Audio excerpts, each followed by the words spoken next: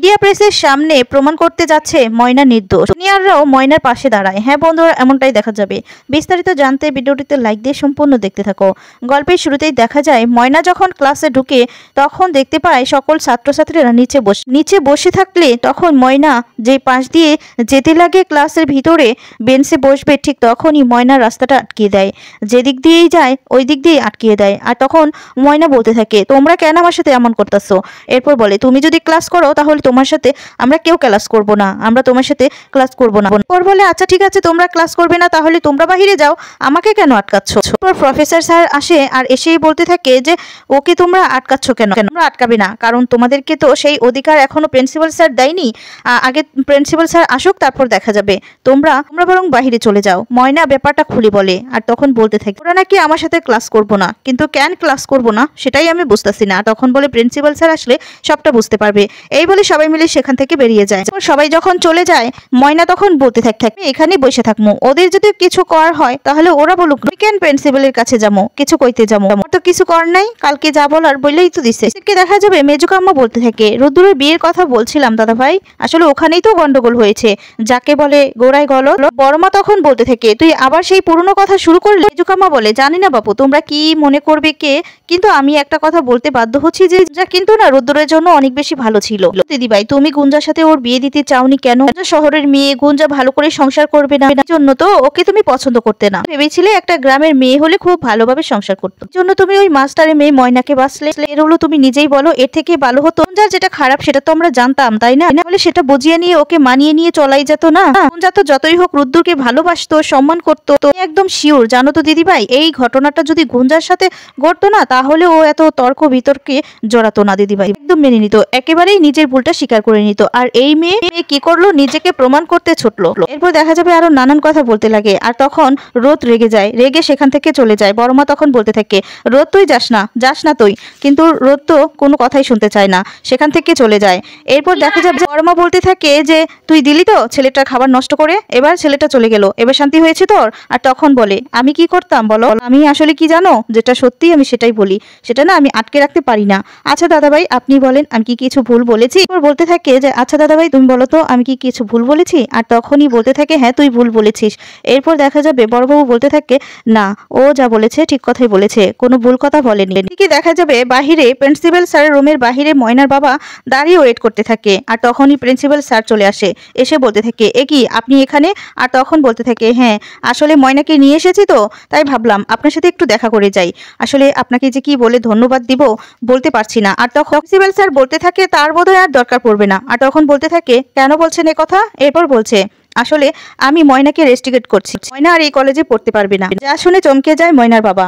সেখানেই চলে এসেছে অয়ন আর তার দলবল সকলকেই নিয়ে। আর তখন প্রিন্সিপাল স্যার বলতে থাকে, এ কি তোমরা এখানে ক্লাসে চলে যেতে বলেছিলাম না? তখন বলে, স্যার আমরা তো সবাই আপনার কথা শুনে ক্লাস করতেই গিয়েছিলাম, তো সেখানে গিয়ে দেখি দানসিঁড়িও আছে। তখন ময়নার বাবা শুনে বলতে থাকে, ও দানসিঁড়ি, হ ময়না তো আইবই, ওকে তো পড়ালেখা করতে হইব না?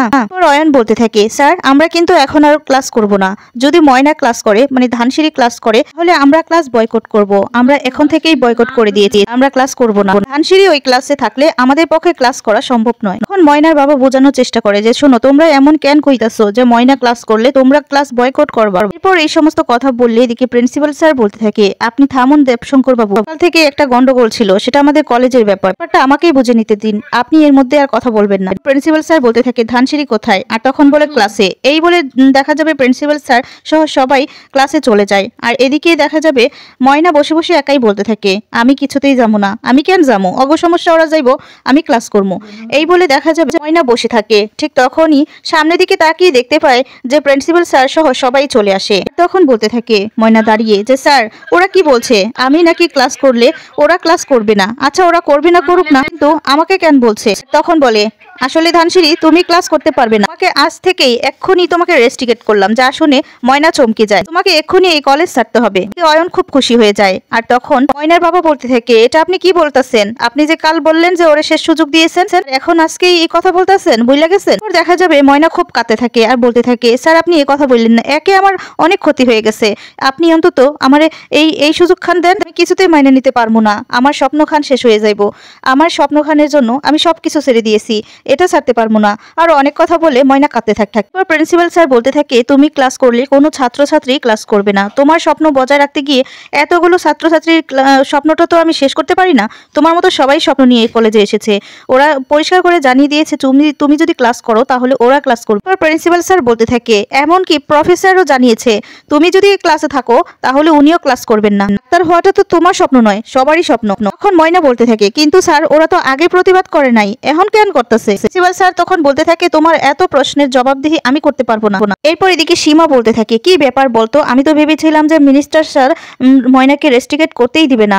আরেকজন বলতে থাকে মনে হচ্ছে দিয়েই দিয়েছে, না হলে কি প্রিন্সিপাল স্যার এভাবে ময়নাকে তাড়িয়ে দিতে পারছে? ব্যাপারটা কিন্তু বাজে হচ্ছে অর্জিত। তখন ময়না বলতে থাকে স্যার আপনি যদি এখান থেকে আমারে বার করে দেন তাহলে আমি তো কোনোখানেই পড়তে পারবো না। আমি কি করবো স্যার, আমার তো স্বপ্নখানা জীবনখানা নষ্ট হয়ে যাবে। আপনি একবার ভাবেন স্যার, একবার। আর তখন প্রিন্সিপাল স্যার কোনো রকম ভাবেই মানতে চায় না, বলতে থাকে আমি যেতে বলছি, তুমি এক্ষুনি বেরিয়ে যাও। এরপর দেখা যাবে ময়না প্রিন্সিপাল স্যারের মুখের উপর বলে দেয় যে আমি যাবো না স্যার। কথা শুনে সবাই তো অবাক হয়ে যায়। অফিসার স্যারও অবাক হয়ে বলতে থাকে তুমি কি বললে ধানসিঁড়ি, তোমার সাহস কি করে হয় তুমি প্রিন্সিপাল স্যারের মুখে মুখে কথা বলো? তখন বলে যে আমি জানি আমি কোনো দোষ করিনি, আমি হেললে গেই কইতেছি। এরপর ময়না হাত জোর করে বলতে থাকে স্যার আমি আপনার অনেক কথা শুনছি কিন্তু এই কথাখানা আমি শুনতে পারবো না স্যার, কারণ আজ যদি আমি আপনার কথা মাইনা লই তাহলে তো আমার শাস্তি হইব স্যার। যখন কোনো দোষ করি নাই তাহলে আমি কেন শাস্তি পাইতে যাবো? প্রিন্সিপাল স্যার বলে তুমি এখনো এই কথা বলছো ধানসিঁড়ি? এরপর ময়না বলে হ্যাঁ স্যার কইতেছি, কারণ আমার কথা খান যে ভুল না এটা আমি প্রমাণ করে দিব, কিন্তু হের লেগে আমারে কলেজে থাকতে হইব। প্রিন্সিপাল স্যার বলে এটা কি কোর্ট যে তুমি নিজেকে নির্দোষ প্রমাণ করবে?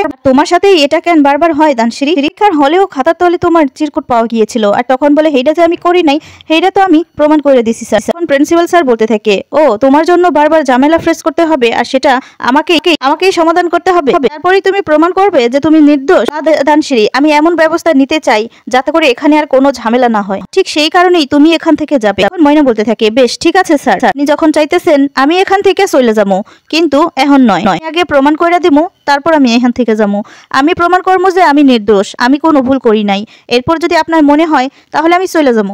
প্রিন্সিপাল স্যার বলে তুমি আমার কথা শুনবে না তাই তো? প্রিন্সিপাল স্যার সেখান থেকে রেগে চলে যায়। প্রিন্সিপালের স্যারের পিছে পিছে সবাই চলে যায়, আর এদিকে যারা ময়নাকে খুব পছন্দ করে সীমা অর্জিত সবাই থাকে, তারা বলতে থাকে যে ময়না আমরা তোমার পাশে আছি। আর ময়না তখন ক্ষমা চেয়ে নেয় যে ওই দিন তোমরা আমাকে সাবধান করতে চেয়েছিলে কিন্তু আমরা তোমার কথা শুনিনি। তখন বলতে থাকে না না আমরা ওর জন্য কিছু মনে করিনি, কিন্তু এখন তুমি কি কইরা প্রমাণ করবা?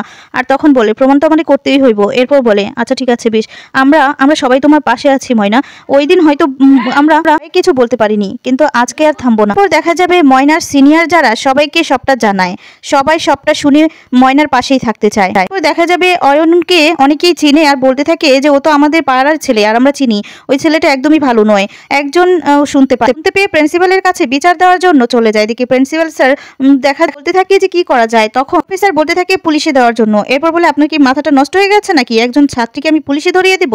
এটা আমি কখনোই করতে পারবো না, আমি রুদ্রকে ফোন করবো সবটা জানাবো, ওকে বলবো ওকে এসে নিয়ে যেতে। আর তখন রুদ্রকে ফোন করে সবকিছু জানায় আর বলে তোমার খাতিরেই তো আমি ভর্তি করেছি, যেভাবেই হোক তুমি ওকে বুঝিয়ে শুনিয়ে এখান থেকে নিয়ে যাও। এরপর রুদ্র বলে যে আচ্ছা স্যার ঠিক আছে। তখনই দেখা যাবে সেই ছেলেটি এসে প্রিন্সিপালকে সবটা জানায় যে ওখানে ময়না একটা মিটিং করছে সিনিয়রদেরকে নিয়ে, আর তখন বলতে থাকে মিডিয়াও চলে এসেছে। প্রিন্সিপাল বলতে থাকে শুনেছো রুদ্র, ময়না নাকি প্রেস মিডিয়া ডেকেছে, এবার বলো কি করব? তুমি যা করার তুমি আসো, তুমি ওকে প্লিজ বুঝিয়ে সুঝিয়ে এখান থেকে নিয়ে যাও। আর তখন বলে আমি আসছি স্যার, কথা বলে ফোনটা রেখে দেয়। এদিকে দেখা যাবে রুদ্রুর বড় মা মেজুকাম্মা সবাইকে সবটা শোনায়, আর তখন মেজুকাম্মা অনেক কথাই বলতে থাকে। তারপর রুদ্রুর বলে আমাকে এক্ষুনি যেতে হবে, এর একটা হেস্তনেস্ত করতেই হবে, ময়না যদি বেশি বাড়াবাড়ি করে তাহলে ময়নাকে বাংলাদেশে ফিরে যেতে হবে। মেজুকাম্মা বলে হ্যাঁ একদম ঠিক কথাই বলেছিস। এরপর যখন যেতে লাগে বড় মা বলতে থাকে আমিও যাবো তোর সাথে। তখন মেজুকাম্মা বলে তুমি যাবে দিদি? এরপর বলে হ্যাঁ আমি যাবো, আমাকে যেতে হবে। ওর মাথা গরম, ওখানে গিয়ে কি করবে কে জানে, বলে সেখানে চলে যায়। মিডিয়া প্রেস সবাইকে সবটা জানায়, ময়নাকে প্রমাণ করার জন্য সেই সুযোগটাও দিয়ে দেয়। সিনিয়রদের সাহায্যে ময়না প্রমাণ করতে যাচ্ছে যে ময়না নির্দোষ। বন্ধুরা এবার এটা প্রমাণ হলে তোমাদের কেমন লাগবে কমেন্টস করে তোমাদের মতামত জানিয়ে দাও। ধন্যবাদ।